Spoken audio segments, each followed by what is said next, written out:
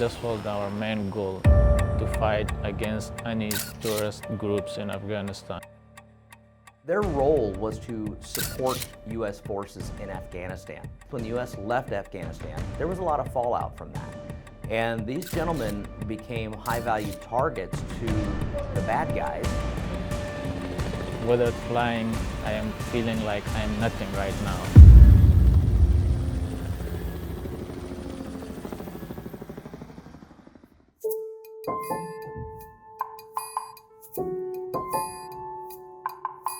Pretty standard day at the Helicopter Institute in Fort Worth.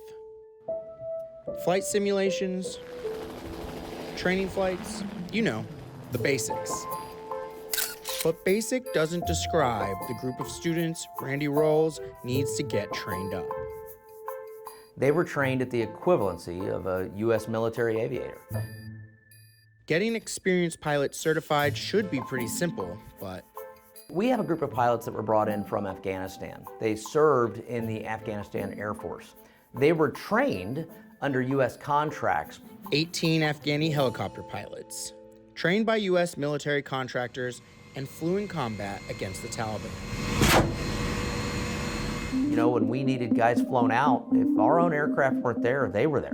They did the job. If we had guys and troops in contact, they flew the gunships that were able to go out there and engage the bad guys. But unfortunately, on August 21 was the month that we lost everything.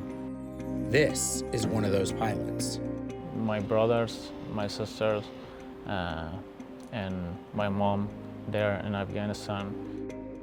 We aren't going to show you his face or identify him because he's afraid the Taliban will find and kill his family.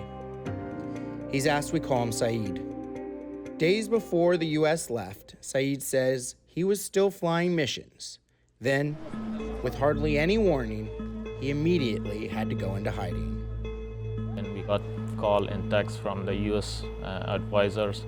They told us you should stay safe and we will get you into the base with your family.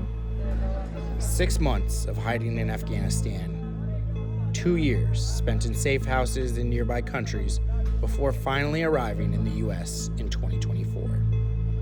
Our main goal is to become a commercial pilot in the United States here.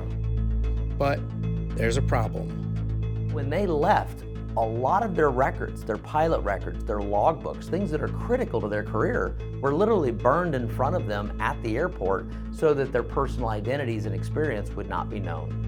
So, these fully trained helicopter pilots can't fly helicopters in the U.S.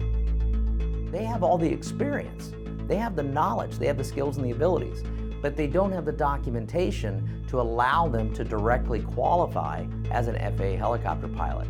Randy and the Helicopter Institute want to help, but they can't shoulder the burden alone. In terms of the funding aspect, how much are we looking at? You know, it's an interesting perspective. At one point, we were looking at about an average of 75,000 US dollars per pilot. A bill of nearly $1.5 million to get fully trained helicopter pilots back in the air. A group called the Afghan Refugee Resettlement Group has a GoFundMe, which they will now use to try and help the group of 18 get FAA certified to fly. Do you feel like these guys are American heroes? We're working with 18 lucky ones. There were a lot of them that, not only them and their family, that didn't get the luxury of being able to come over here and become U.S. citizens. They fought for everything they had. Are they heroes? Absolutely. After I get my certification, I really love to serve for search and rescue, because all the time our main point is to save people. Our main point is to get help to other people. I am ready to fly my helicopter and do my job again.